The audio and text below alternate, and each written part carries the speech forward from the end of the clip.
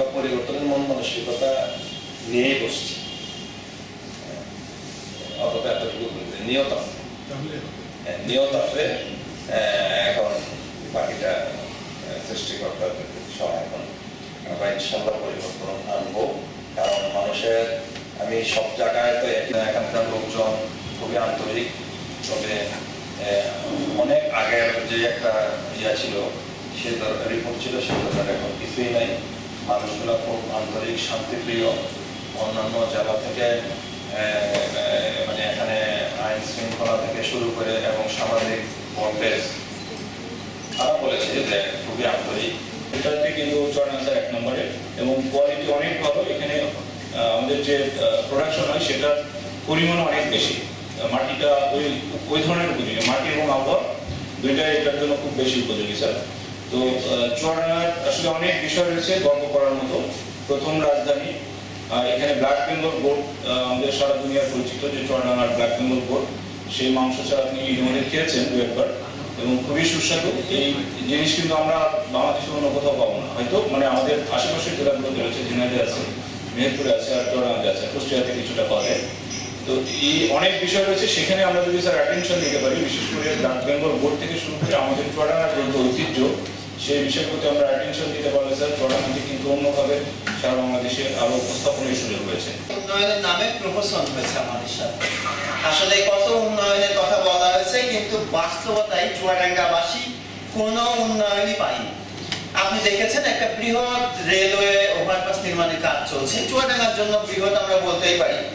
কিন্তু স্যার বহু সংগ্রাম এবং আমাদের অনেক দিনের দাবি, অনেকক্ষণ রোদে দাঁড়ানো থাকা, অনেক কিছু, অনেক খাতা চালাচালি, মানে আমরা অনেক মানববন্ধন করেছি। তারপরে সত্যি কথা বলতে কি, জনপ্রতিনিধিদের এই চুয়াডাঙ্গায় যতগুলো উন্নয়ন প্রকল্প হয়েছে তার মধ্যে বিন্দু মাত্র হস্তক্ষেপ ছিল না, তার মধ্যে বিন্দু মাত্র সহযোগিতা ছিল না। তারা কিছু চাইনি, আমরা কখনো দেখিনি। মহান জাতীয় সংসদে আমাদের চুয়াডাঙ্গায় যে 2 জন সংসদ সদস্য আছেন, যারা ছিলেন নাকি, তাদের আমরা কখনো দেখিনি, আমরা সংসদ অধিবেশনে দেখিনি তারা কোনো উন্নয়নের কথা বলেছেন। আসলে বাস্তবতা সেটাই। এখানে তারা উদাহরণ দিতেন টিটিসি, তারা উদাহরণ দিতেন একটি নতুন স্টেডিয়ামের, ওভারপাসের, কিন্তু টিটিসির 64 নম্বর বিল্ডিংটি চুয়াডাঙ্গা সারা বাংলাদেশে। যুব উন্নয়ন অধিদপ্তরের 64 নম্বর বিল্ডিংটি চুয়াডাঙ্গা সারা বাংলাদেশে। স্টেডিয়ামের কথা বলছেন স্যার, কোন কোন জেলায় 3টা-4টা করে পেয়েছে। আমরা বহুদিন পরে একটা স্টেডিয়াম পেয়েছি, এমন একটা জায়গায় করা হয়েছে, এমন একটা দখলের মধ্যে সেটা ছিল, যেখানে কোনো আয়োজন করতে গেলে পরে আমাদের পা চাটতে হতো, তাছাড়া সুযোগ ছিল না। শহীদ আবুল হোসেন স্মৃতি পাঠাগার, যেটাকে সকলের জন্য উন্মুক্ত করা, বইগুলোকে আবদ্ধ না রেখে এবং পাঠ পরিবেশ নিশ্চিত করার যে বিষয়টা বলেছেন, সেটা আমারও নজরে এসেছে এবং আমি উদ্যোগ নিয়েছি। সেখানে সকল গুরুত্বপূর্ণ জাতীয় দৈনিক সহ সেটাকে কিভাবে পাঠ পরিবেশ নিশ্চিত করা যায় সে বিষয়ে আমি একটা সভাও করেছি। অতি সত্বর এটাকে সকলের জন্য উন্মুক্ত করে সঠিক পরিবেশ নিশ্চিত করার ব্যবস্থা গ্রহণ করা হবে। সৌভাগ্য মনে হয় যে আমরা এ পর্যন্ত যত জেলা প্রশাসককে পেয়েছি তার ভিতরে আপনি প্রকৌশলীও বটে, আপনি বুয়েট গ্রাজুয়েট। আমরা মনে করি যে কারণে আমরা এবার এখানকার প্রকল্পগুলোতে একটি বাড়তি সুবিধা পাবো। ওই 1 প্লটের জমি নাই, কিন্তু ব্রিজ হয়ে গেছে। অন্তত জেলা প্রশাসক যদি প্রকৌশলী হওয়ার কারণে আমার মনে হয় যে এই ত্রুটিগুলো থাকবে না, সেদিক থেকে আমরা সুবিধা পাবো।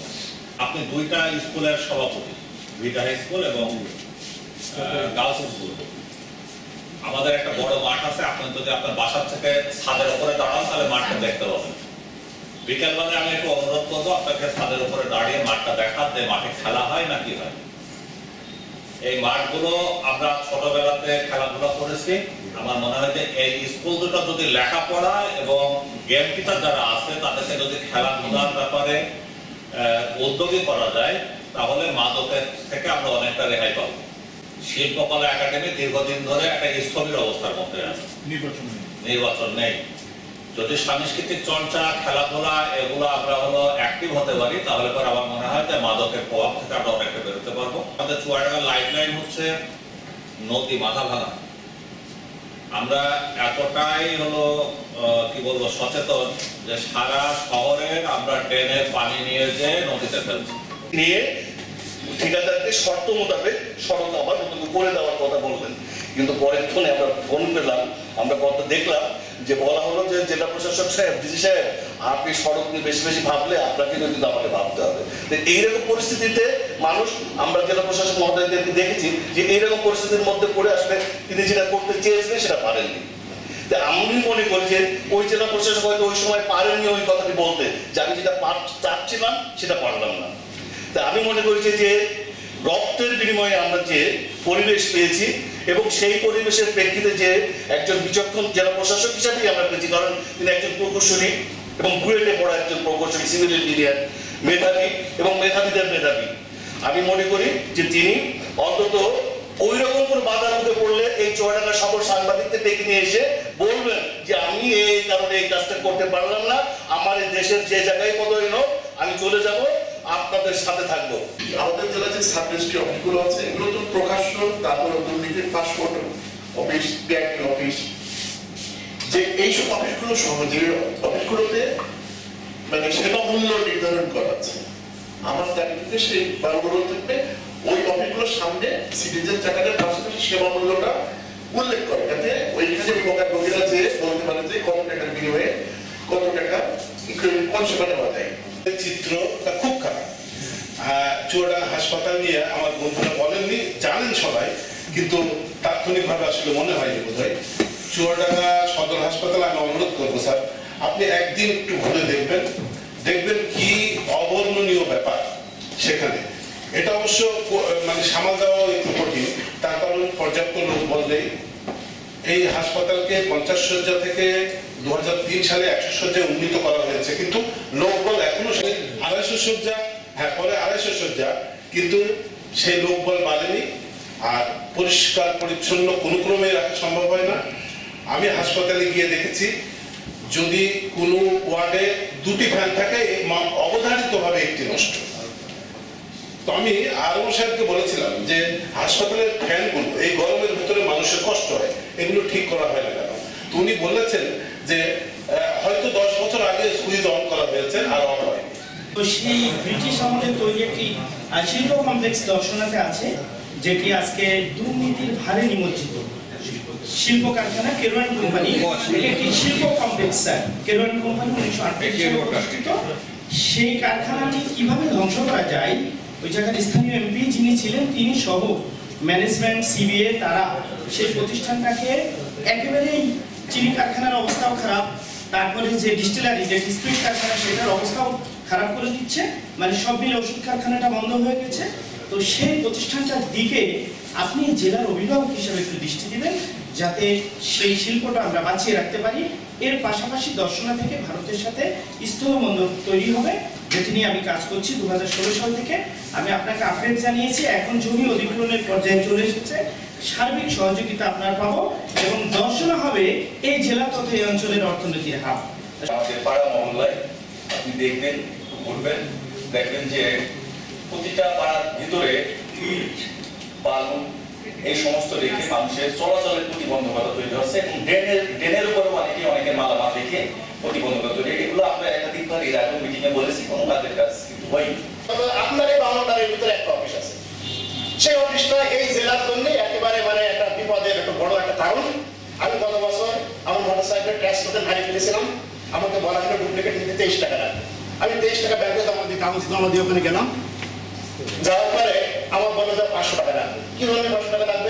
এটা অফিসের সিস্টেম। 23 টাকার কাজ করতে 500 টাকা ঘুষ লাগে আপনার বিআরটিও অফিস, আপনার এই বিল্ডিং এর সাথেই অফিসটা। আমি অনুরোধ করবো এই অফিসে দালাল এবং দুর্নীতিবাজ যে কর্মকর্তা আছে এদের ব্যাপারে আপনি পদক্ষেপ নেবেন। এবং আমি দেখছি আমার একজন সহকর্মী মোটরসাইকেল লাইসেন্স করতে এসে, ড্রাইভিং লাইসেন্স করতে এসে উনি দেখতে মাইক্রো ড্রাইভিং লাইসেন্স মেসে দিয়েছে।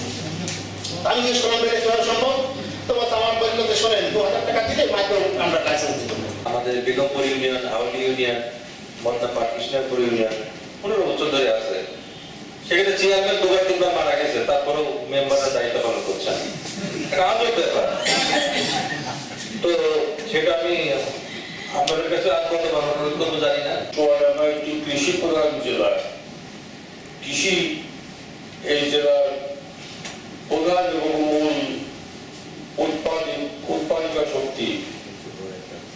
কৃষি কৃষি আমাদের জীবন, এবং এই কৃষি হলো চুয়াডাঙ্গায়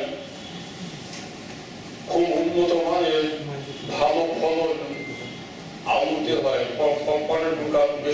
এই আলু চাষ আমাদের চাষিরা রিস্ক নেয় না আলুটা কোথায় রাখবে।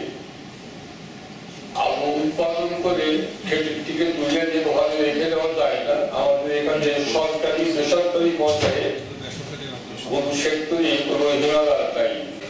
আপনারা যে ইস্যুগুলা যে পয়েন্টগুলো আজকে এখানে তুলে ধরেছেন আমি যথেষ্ট গুরুত্ব সহকারে এগুলো আমি বিবেচনা করব যে এগুলা কিভাবে মিটিগেট করা যায়। কারণ এর আগেও আমি সুধী সমাবেশ যে হয়েছিল আমি সবগুলা পয়েন্ট নিয়েছি, টাইপ করেছি, এক কপি অফিসে রাখছি, এক কপি বাসায় আছে। সুযোগ পাইলেই দেখি, সব কাজ তো আমি হঠাৎ করে ফেলতে পারবো না। আর প্রত্যেকটা জিনিসের একটা মানে সিস্টেমেটিক্যালি করতে হবে। তবে এতটুকু আমি মাথায় জিনিসগুলা খুব সিনসিয়ারলি নিতে চাই। আমি মনে করি এইগুলোই আমার কাজ হবে, এতটুকু বলি যে এইগুলোই কাজ হবে। কারণ একটা জিনিস আপনারা দীর্ঘদিন আপনাদের নিজ জেলা সংবাদ সংগ্রহ করতে যাইয়া বিভিন্ন পয়েন্টে ঘুরে ঘুরে এই প্রবলেমগুলো আইডেন্টিফাই করেছেন এবং আপনারা ফিল করেছেন যে আজকে যে মত বিনিময় সভা সেখানে একটা গুরুত্বপূর্ণ কিছু বলার নাই। এই তো বিষয়টা, তাই না? আপনি ধরেন দুইটা কথা বলছেন, তাহলে আপনি মনে করছেন যে এই দুইটাই বলা উচিত, তাহলে আমার তো সেই গুরুত্বটা দিতে হবে এই পয়েন্টগুলোর উপরে। আমি আপনাদেরকে বলতে চাই যে আমি আমার যতদিন এই এখানে থাকি আমি আমার সাধ্যমতো চেষ্টা করবো এবং আমি এটা মানে কর্তব্য হিসাবে নেব যে এগুলা যাতে আমি এই প্রবলেমগুলো যাতে মিটিগেট করতে পারি। সংশ্লিষ্ট দপ্তরের সাথে আমি যোগাযোগ করবো এবং সময়ে সময়ে আপনাদের সাথে বিভিন্ন মিটিংও দেখা হবে। আবার যে কোনো সময় যখন আপনার আসবেন বিভিন্ন কারণে আমার অফিসে, তখনও আপনারা এটার আপডেট নিতে পারবেন।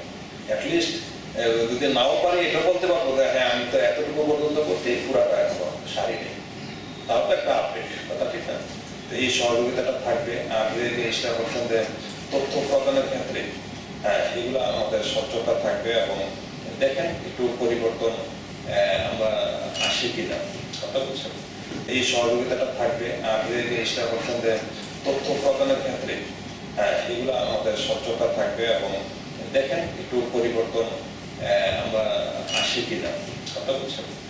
আমরা পরিবর্তনের মন মানসিকতা নিয়েই বসছি, অথবা এতটুকু নিয়ত আছে। এখন বাকিটা সৃষ্টিকর্তার সহায়, এখন আমরা ইনশাল্লাহ